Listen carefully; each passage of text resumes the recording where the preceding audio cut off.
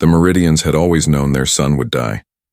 For centuries, their astronomers had charted its rapid decay, calculating with mathematical precision the day their world would end.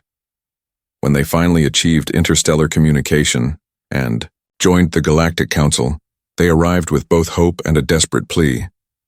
200 years, said Elder Tora, her translucent skin revealing the rapid pulse of her 3 hearts. That is all we have before our star collapses. The Council representatives, 27 species from across the galaxy, offered sympathy but little else.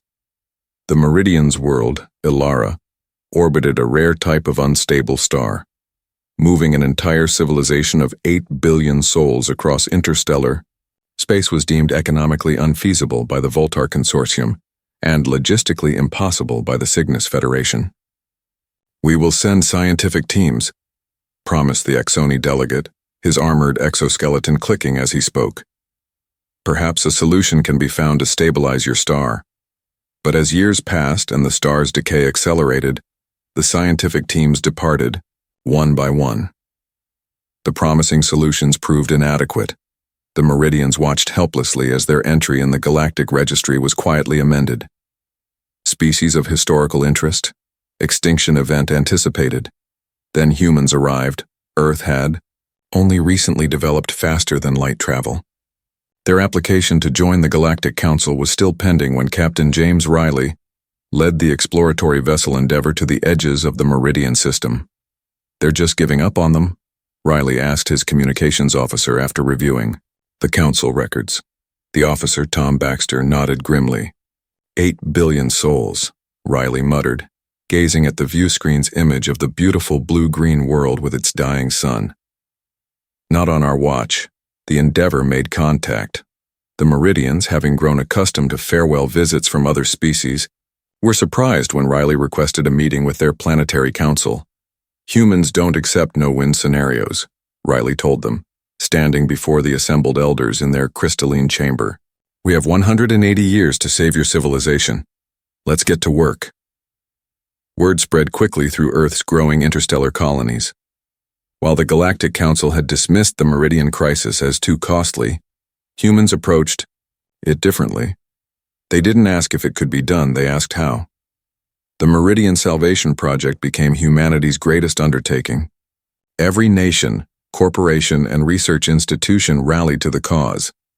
Ships from Earth arrived in increasing numbers, bearing scientists, engineers, and volunteers.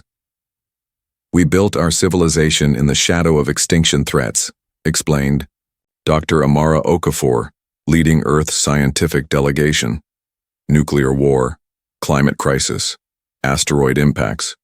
Every time, we found a way forward. We won't abandon friends facing the same. Other species watched with curiosity, then concern, then grudging respect as humans poured resources into what many still considered a doomed effort. The Voltar dismissed it as emotional decision-making typical of young species. The Cygnus warned that Earth was endangering its own economic future. Humans ignored them and continued building. First came the atmospheric processors, massive orbital platforms that could capture and store Ilara's atmosphere. Then the genetic banks, preserving the DNA of every Meridian species. Most ambitious were the enormous generation ships, each capable of housing millions, constructed in orbit using resources mined from Ilara's outer system. When the star's decay accelerated unexpectedly, giving them only 90 years instead of 180, humans doubled their efforts. The Meridians, who had begun to resign themselves to extinction, found new hope in humanity's stubborn refusal to accept defeat. They work without stopping, Elder Tora told her people in Yar, a global address. They sacrifice their own comfort and safety for us, strangers from across the stars. This is courage we must honor by matching it with our own. Meridian and human engineers worked side by side. Cultural exchange programs flourished.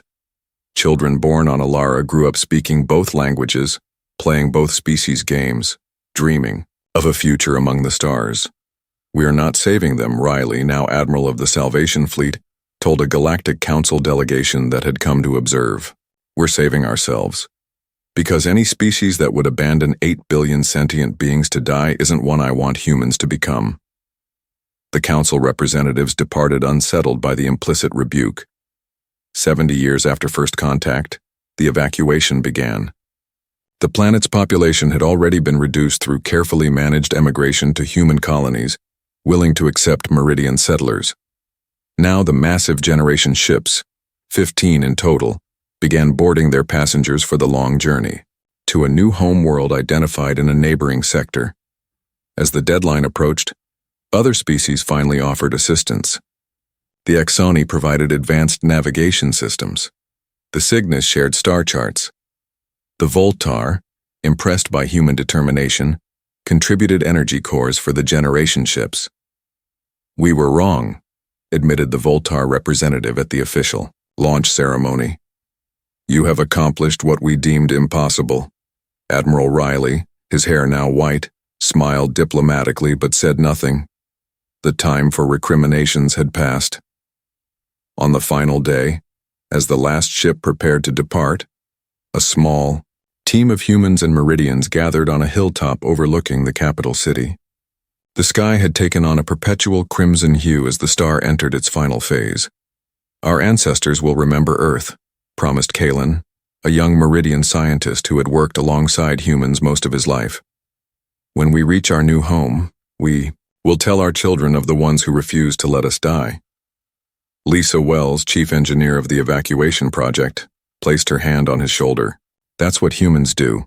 We couldn't save everyone in our history, but we learned from those failures. We're better now because of them." They watched the sunset together, the last any sentient being would witness on Alara, before boarding the final shuttle. 3 weeks later, from a safe distance they observed as the Meridian sun collapsed, briefly flaring with the brightness of 1,000 normal stars before fading forever. But by then, the Meridian people were sailing safely between the stars, carried by human determination toward a new beginning. In the Galactic Council chambers, the Meridian status was updated once more. Species preserved through unprecedented interspecies cooperation.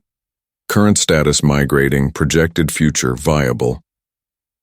Below this official notation, someone had added an unofficial comment that quickly became famous throughout the galaxy. "When all others calculate risk, humans calculate rescue."